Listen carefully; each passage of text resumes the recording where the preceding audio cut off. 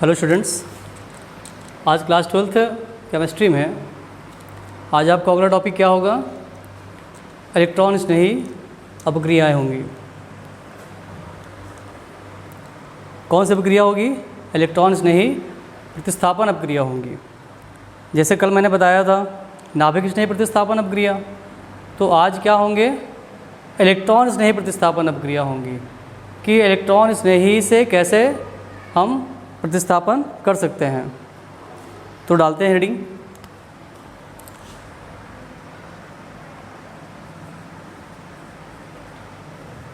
Electron स्नेही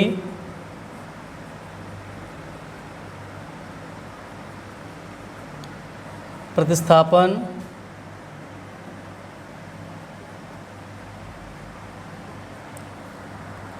अपक्रियाएं, ये आपकी heading हो गई।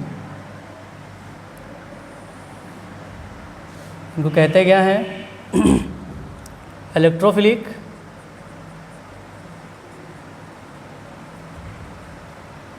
सब्स्टिट्यूशन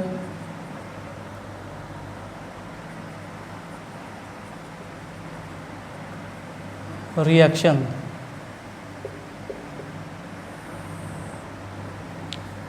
इलेक्ट्रॉन स्नेही का मतलब बेटा क्या होता है? E plus. इलेक्ट्रोफिलिक होते हैं, इनको बोला जाता है इलेक्ट्रोफिलिक का मतलब होता है E और पॉजिटिव चार्ज लगा होता है, यानी किसी भी कोई एटम है Cl उस पर प्लस चार्ज लगा हुआ है तो ये क्या कहलाएगा? क्लोरीन का इलेक्ट्रॉन स्नेही एटम कहलाएगा। NO2 है, पॉजिटिव है, तो ये क्या है? नाइट्रो, इसको पढ़ेंगे नाइट्रोधन आयन। ये भी क्या है? ये एक इलेक्ट्रॉन स्नेही मॉलिक्यूल है, Br लिखा हुआ है, प्लस है, तो क्या कहलाएगा? ये इलेक्ट्रॉन स्नेही एटम कहलाएंगे। इस तरीके से क्या होते हैं ये, इनको प्रकट किया जाता है। लेकिन ये कैसे किसी रिंग में किस तरीके से अटैच होते हैं, कैसे इनको अटैच किया जाता है, अब ये थोड़ा सा बताते हैं अभी आपको हम। देखो जो हेलोरीन होता है, हेलोरीन, तो हेलोरीन में क्या होता है कि बेंजीन की तरह ही इनका भी क्या होता है? इलेक्ट्रॉन, या बेंजीन की तरह ही क्या करते हैं? ये भी इलेक्ट्रॉन स्नेही प्रतिस्थापन अपक्रिया देते हैं। बेंजीन की तरह ही क्या करते हैं? इलेक्ट्रॉन स्नेही अपक्रियाएं देते हैं। जैसे कि अगर कहा जाता है, बात करते हैं बेंजीन की, कि बेंजीन पर क्या इलेक्ट्रॉन स्नेही अपक्रिया होती है? बिल्कुल होती है। ये क्या है आपका? एक बेंजीन है, बेंजीन का अणु है ये। अगर कहा जाए कि क्या ये इलेक्ट्रॉन स्नेही प्रतिस्थापन अपक्रिया देते हैं? बिल्कुल देता है।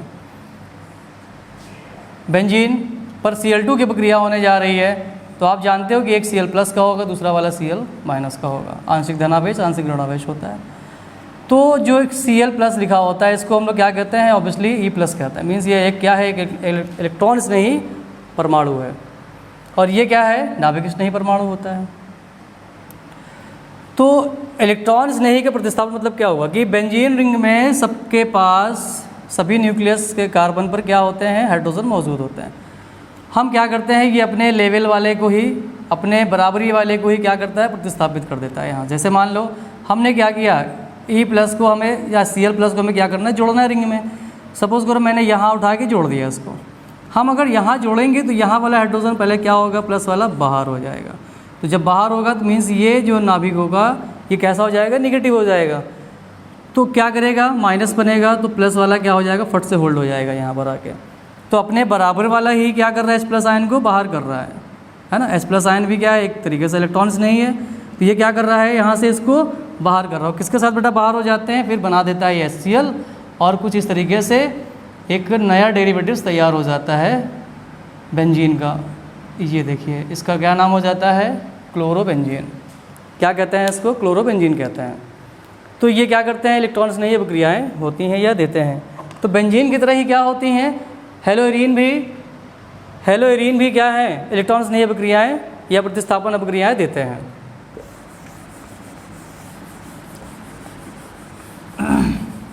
अब देखिए मैं ट्रिक बता देता हूँ कि बच्चे बहुत ज़्यादा कंफ्यूज हो जाते हैं यहाँ से थोड़ा सा अगर एक ट्रिक देखे रहोगे तो बहुत आसान रहेगा। फर्स्ट नियम पर क्या होता है कि जब किसी बेंजीन रिंग में, ये आपका बेंजीन रिंग है, जब किसी बेंजीन रिंग में कोई एक सिंगल एटम लगा होता है, एक सिंगल परमाणु लगा होता है, इस तरीके से है, तो इलेक्ट्रॉन स्नेही की दिशा कहाँ होती है बेटा? आर्थो पैरा होती है। ओ से क्या होता है? आर्थो। पी से क्या होते हैं? पैरा होता है। तो जब एक समूह लगा होता है किसी बेंजीन रिंग में, तो उसके इलेक्ट्रॉन स्नेह की दिशा कहाँ होती है, या जो भी E+ होगा उसकी दिशा कहाँ होगी? आर्थो और पैरा होगी। आर्थो और पैरा मीन्स अगर समूह यहाँ पे लगा हुआ है, कोई परमाणु यहाँ लगा हुआ है, तो आर्थो आपका कौन बनेगा? ये बनेगा। ये आर्थो कहलाते हैं, ये आर्थो होते हैं। बेटा ये समूह कहीं पर भी हो सकते हैं, उसके लेफ्ट और राइट वाले हमेशा आर्थो होते हैं। और ये कौन सी पोजीशन हो जाएगी बेटा? इसकी मेटा पोजीशन हो जाएगी। तो मेटा डायरेक्टिंग नहीं होते हैं कभी भी ये, और सामने वाला क्या हो जाता है? पैरा। मतलब कहने का है कि E+ हम पैरा पर जोड़ सकते हैं और E+ हम ऑर्थो पर भी जोड़ सकते हैं, लेकिन मेटा डायरेक्टिंग नहीं होते हैं ये।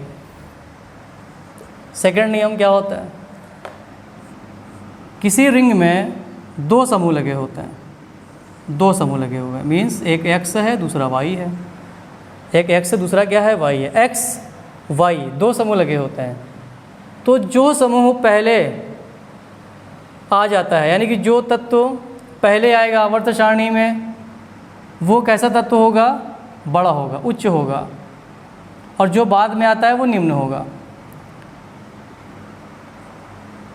यदि X उच्च समूह है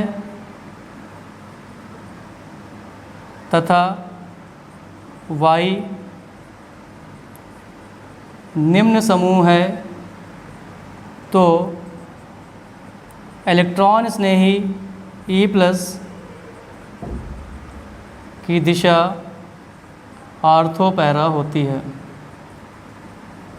क्या होती है बेटा? आर्थो पैरा होता है ये। आर्थो और पैरा क्या होते हैं? दिशात्मक हो जाता है। नंबर 3,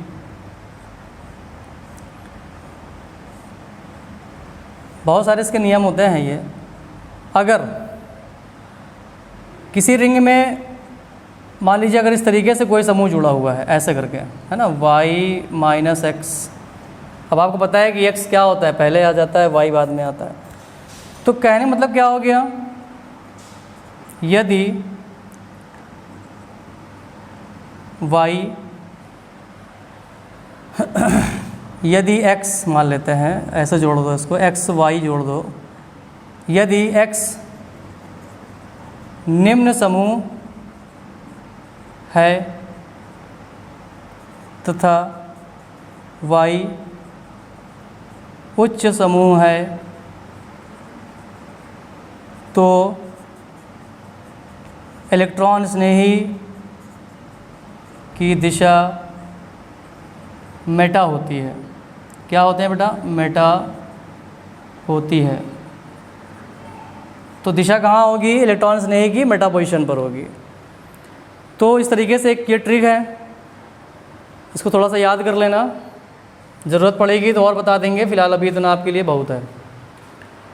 तो अब हम क्या करते हैं यहाँ से, अब रिएक्शन स्टार्ट करते हैं। तो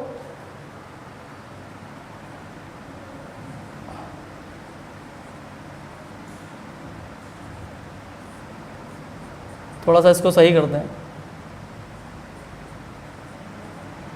ये ऐसा। तो बेंजीन भी क्या है? बेंजीन की तरह भी क्या होते हैं? हेलोरीन इलेक्ट्रॉन स्नेह प्रतिस्थापन अपक्रिया देते हैं। अब देखो कैसे देते हैं, किस तरीके से देते हैं, जैसे किनके साथ देते हैं देख लेते हैं। जैसे क्या क्या देते हैं ये? हेलोजिनेशन देते हैं,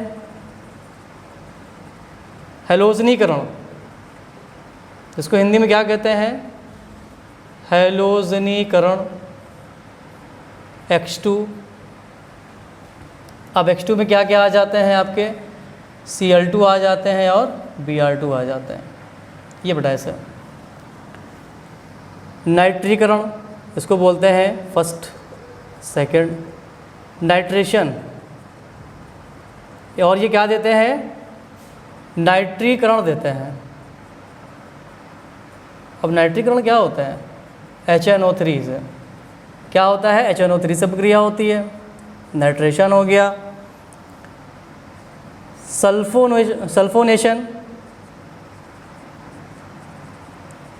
ये सल्फोनेशन भी देते हैं, मीन्स सल्फोनीकरण,